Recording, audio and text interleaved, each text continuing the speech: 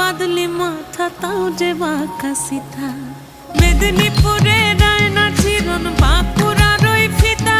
আর যতন করে বাঁধলি মাথা তাও যে বাঁকা সিথা পেছ পাড়িয়া রাজগো